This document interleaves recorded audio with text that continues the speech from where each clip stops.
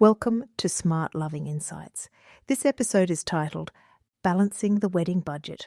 For richer or poorer.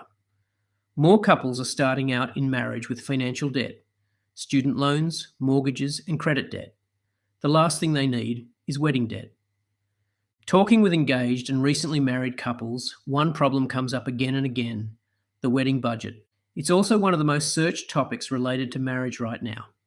The Knot, a popular wedding planning site, surveyed over 600 engaged couples planning a 2026 wedding and found roughly 80% expected the current economic climate to affect their plans.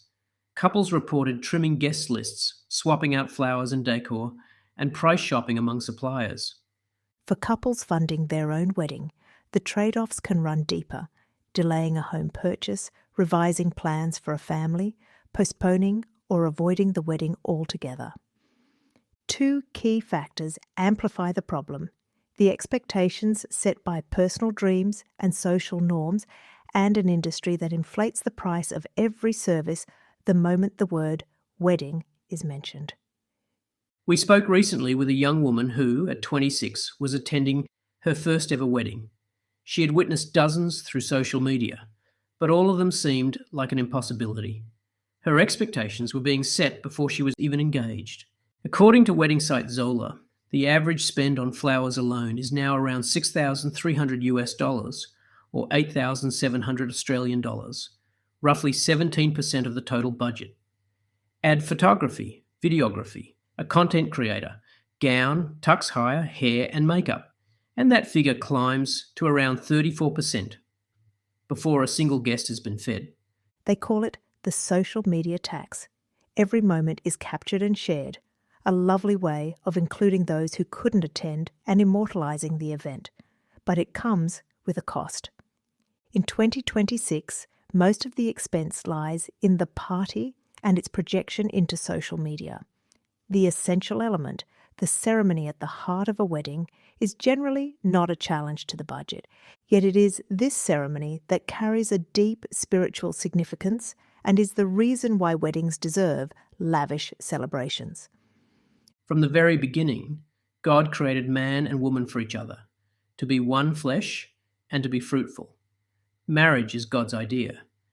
Jewish scripture tells this story through the creation accounts of Genesis, which record the primordial wedding of the first human beings. Through the prophets, God reminds his people that the marriage covenant mirrors his covenant with us. The Christian scriptures carry these nuptial themes through the gospel parables culminating in the book of Revelation, which features of all things a wedding feast to which we are all invited as honoured guests.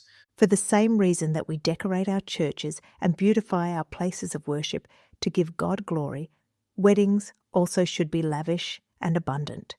In celebrating with bride and groom, we honour God's gift of human love and are reminded of our destiny to join the heavenly banquet.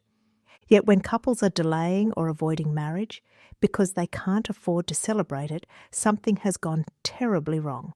Weddings are family celebrations. We feel increasingly sad about the way trends have moved the event out of the realm of family and communal provision and into choreographed, professionalised affairs where families become an afterthought. Having been parents of two brides and one groom, we know the unexpected delight weddings bring, the fruits of decades negotiating toddler tantrums and navigating school suspensions. Our hearts brim with joy as bride and groom promise to love and respect each other for life. That delight comes from seeing our children accept the responsibilities of adulthood and commit to forming a family, not from the menu or venue. Yet the wedding industry is incentivized to deliver the opposite, making the modern wedding less accessible, especially those with limited budgets. For the sake of future generations, it's time to challenge this cultural trend and reclaim weddings for the community, and, dare we say it, funded by the community. You've been listening to SmartLoving Insights. You can find more great content, on-demand courses and relationship coaching at smartloving.org. SmartLoving engaged online. Before getting married in the Catholic Church, many priests and dioceses require that a couple completes a marriage preparation course to prepare themselves for the sacrament of marriage and to support them with helpful relationship tools. SmartLoving Engaged Online is a course which will give you the tools to make your marriage the best it can be. The course is comprised of 9 lessons. When the course is complete, you will be emailed a certificate and a course report to give to your celebrant. Work at your own pace when it suits you. The SmartLoving Engaged curriculum has ecclesiastical approval and is approved for use in numerous dioceses throughout the world, including Australia, New Zealand, the UK, USA, and Asia. Visit smartloving.org/engaged. Gift certificates are also available if you would like to purchase the Engage course for a friend or family member.